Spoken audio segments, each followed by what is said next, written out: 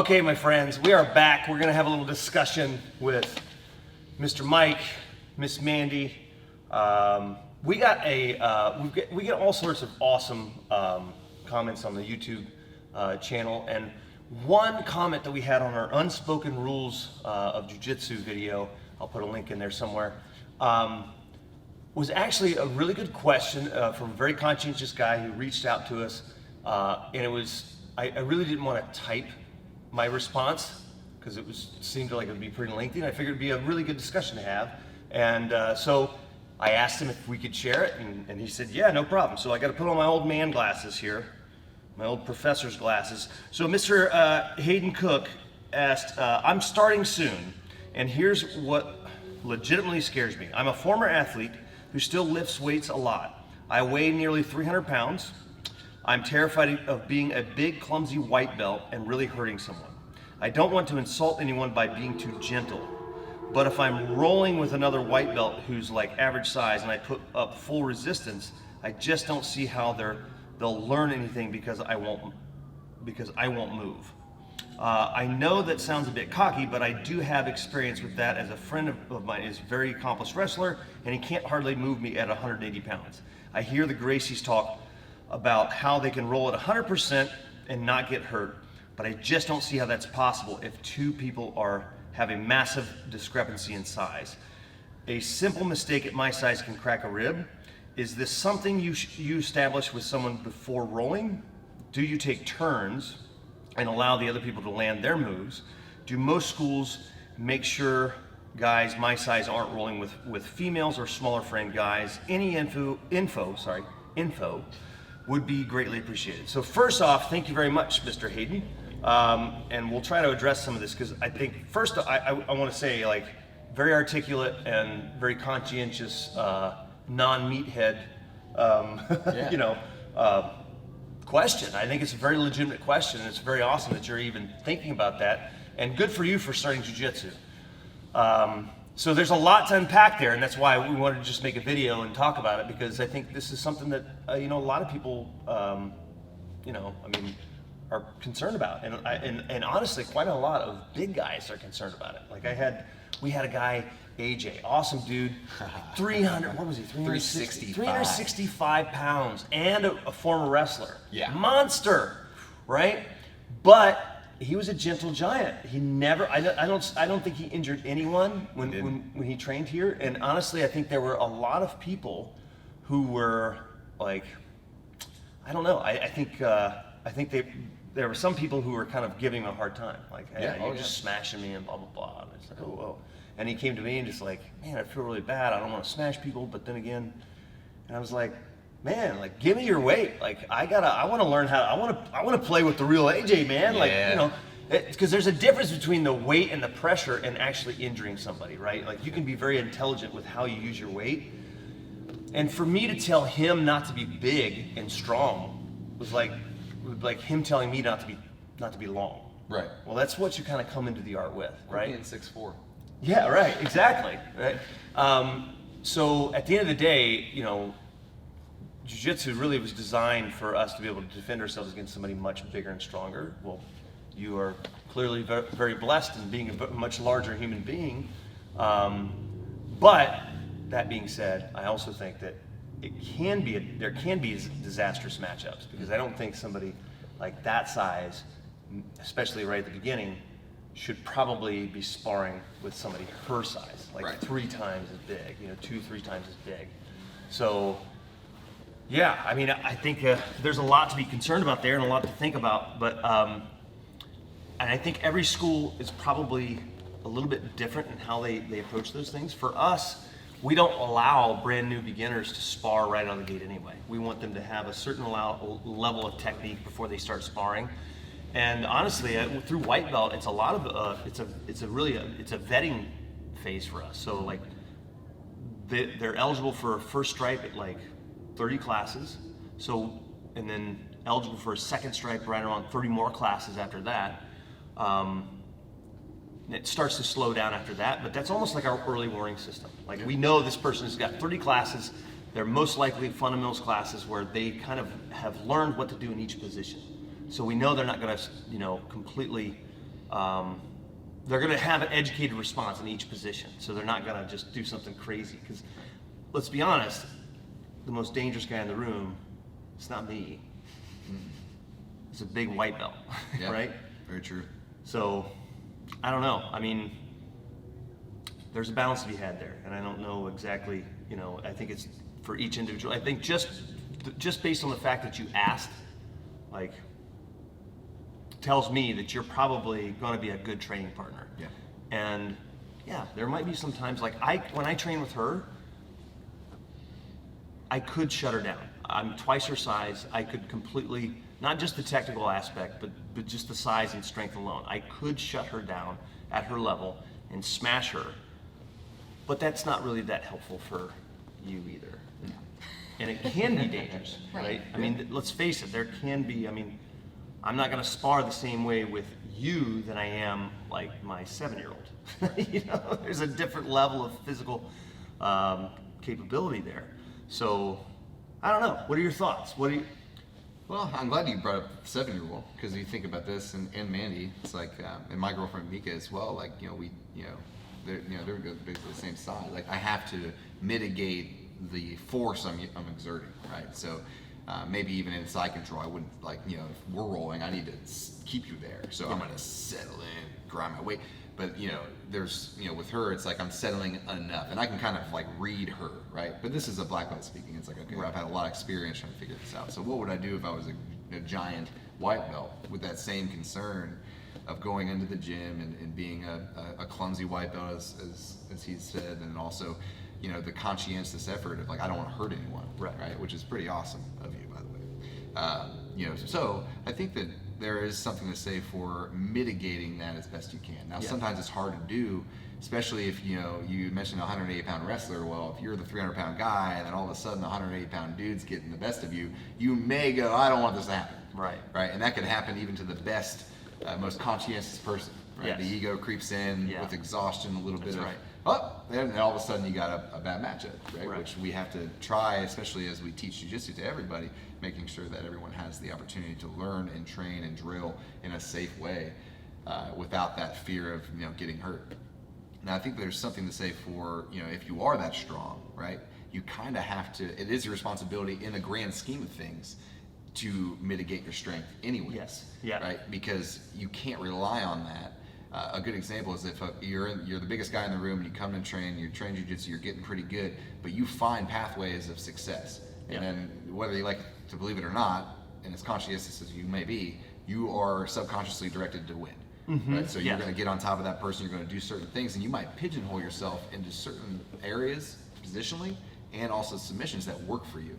And then seldom do you meet another 300-pound dude that's going to put you on your back and make you defend side control, right? So then I see a lot of this happen with people who are like this individual, and then they go compete for the first time. Right.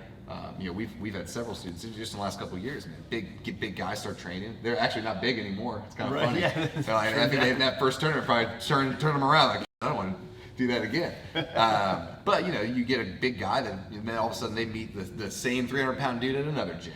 At a local gym, at a local tournament, and then all of a sudden it's basically a smash fest on who can get on top first, right? And then probably who can paper cut or choke each other better, right? And so that's kind of how my perception is. But you always see those guys come back from those experiences with, okay, I need to work on my skill, my technique. So my advice to big people, like you mentioned AJ, he's a perfect example. We have these discussions where I would literally be working with this guy. And I'd trick him and do stuff like that, and all of a sudden I'd see, he would be like, "Man, that was awesome," and I'd be like, "Cool, man, thanks for playing this game with me." Yes. Right? Because you could literally just pick me up and throw me across the ring. That's what it felt like. Because sometimes you'd feel like the ego come in. I'd be doing well. All of a sudden, he wouldn't want what was happening to happen. Right. And then all of a sudden, I'd feel this, and I'm like, holy crap, that's scary. And of course he mitigated it really well. So he was able to but you would still see it, just like I discussed, that subconscious, the ego, the wanting to win. It happens no matter what, especially in combat. So it goes down and then you got to kind of deal with it. Now, luckily for me, he had respect for me, right? And I had respect for him. We kind of knew each other a little bit before he started training. So, you know, we talked about that. And I would also say the same thing. I would be saying to the camera and to the individual who had commented, you know, it's, if you're that big of a person and you're worried about these things, well, continue to worry. Yes. Yeah. Yes, because I mean, you know, like I said, the most dangerous person in the room is a big white belt because they don't have the technical responses. That, you know, and sometimes they could do something that they think is just a response. They're focused on what's happening to them. They're not really thinking about what's happening to the other person. Right. And their response, their movement is maybe a little erratic, and that's when injury can happen. So being very mindful of the size difference that you have, and, you know, like, yeah, I think the ego part is really important. It's understanding that they're your training partners. Don't break them. And you know, and kind of like we were talking in the one video about being proportional, right? But being proportional with your training partner. It's very difficult for me to surprise her anymore. I try. That's my objective. I want to surprise her. But when I'm training with her, I'm trying to not rely on my strength, right? I always want to assume when I'm training with anybody, I'm always assuming that your opponent is going to be bigger and stronger than you, right? Bigger, stronger, heavier, more aggressive, you name it. We're always training with that mentality. And so if you're training with somebody smaller, pretend they're a little bit bigger. Put yourself in a negative position so you learn how to work out of it technically. There's a benefit to being bigger, like from a training partner standpoint too. I feel like I have a lot to benefit from working with somebody bigger. I mean, it's a lot of fun to work with other girls my size. Sure. But then it's also good to work with bigger people that make you learn how to deal with something like that. Like there are certain people I've got short legs, I can't wrap my guard up around certain people. Yeah. And so that's something that I have to kind of work around and having bigger partners. Right, so it's important for you to have that opportunity. Now, maybe not right out of the gate, Right. for them. Yeah. Sometimes we have to kind of vet that individual, make sure that they can handle training with a smaller partner, right? So we vet each person that comes in and trains, especially the bigger ones, and making sure we're keeping an eye on how we match people up so that you're not having that very disastrous, like, you know, crack your neck or your rib situation, right? So we can't have that, but there's still something to be gained for you as a bigger person training with a smaller individual, which is basically learning how to be more technical and not have to rely on your strength or your size, because you may find yourself in that situation where you find that other big guy and you want to have the technical response, not the just beast out of it kind of mentality, you know? The funny thing is that when you match those two sized people and one person's more technical than the other, the more technical person's going to For sure. persevere 100%. And that's the best part about jiu-jitsu is that skill and technique, it really does boil down to it. You know, and the more that we, you know, even as a large person, like I've learned a lot just training with women, training with smaller people. I mean, like training with Mika, like you had said, like you got to kind of trick Mandy at this point. She understands what you're doing, and she's staying tight and staying safe. And I feel that way with a lot of girls have a great defense because they spent a lot of time defending. And so that's something. And you have a benefit that a lot of people don't have. Like this gentleman doesn't have that benefit of being the smaller person. Right. So the benefit of that is you don't have a choice. You have to be technical. You have to have a survival mindset. Right. You know? But on the other flip side of that coin, like, big guy, learn how to use your weight properly too, because you may need it at that point. But maybe not give it to the smaller person. Don't give all 300. All of it. Maybe not all right away, because you may not be ready for that yet either. Right. You know, and but there's definitely a balance to be had. But I think the thing you pointed on the most important aspect of it is understanding that it's training, and as your objective is to help each other get better. How can you both benefit from that role? How can you train in a way that's safe for the smaller person, but you're still developing technique? And I think it's difficult at first, because if you don't have a lot of technique yet, you're going to use what you have, which is your physicality. So I would say, just starting out, be mindful of that. If you get paired up with a smaller person, try not to use your full weight, because you're going to be able to handle most scenarios just by what God gave you. You know what I mean? That's how Ailey would say it. Like, this guy's got the jiu-jitsu that God gave him. He's big and strong, heavy, whatever. So when you're training with that smaller person, use that as an opportunity. Like we're talking about, like how can I get something out of training with her? I could shut her down. I could use my weight and my technique and smash, but that's not helpful for her. It's not helpful for me either, because I'm not going to be able to do the same things to you. You know what I mean? So I want to be able to surprise. So I can work on techniques where I want to set her up, where she gives me the arm, or she opens up her neck, and I take that.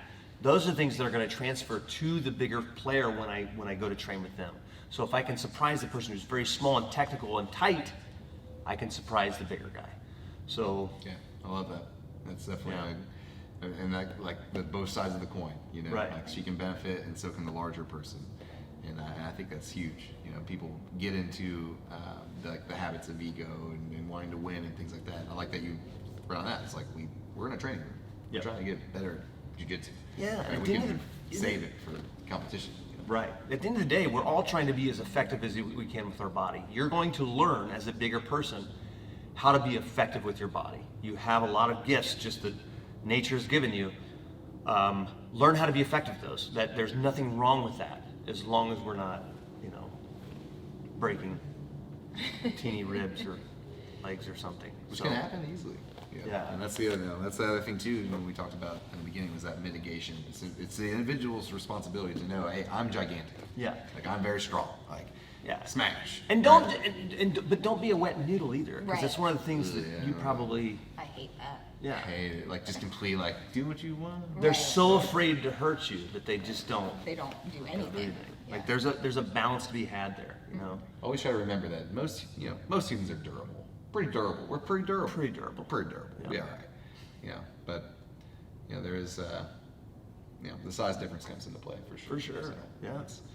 It's definitely, and I'm 174 pounds, so I don't know what that life is like. But sometimes I wish I was. I'm like, I try to be 300 pounds every day. Sometimes you feel like 300 pounds. It's good. Good. I hope so. That's my goal. Yeah. So when you train with bigger people, what's the worst part of it? At first it was side control, just because I wasn't used to it. But now that I've gotten a little bit more experience, I feel like I don't panic. That was the biggest thing, I think. Yeah. Panicking, being under somebody that I physically could not move off of me. But was it a good lesson? It was, for sure. So it takes time. Right. But it was the same for me too. One of my first training partners was 335 pounds, and I was your weight, and it was panicky at first until it wasn't. Until I got to a point where I could survive. But I needed that, right? Now, maybe the 300-pound guy may be a little bit too much for you right now. Maybe not, right?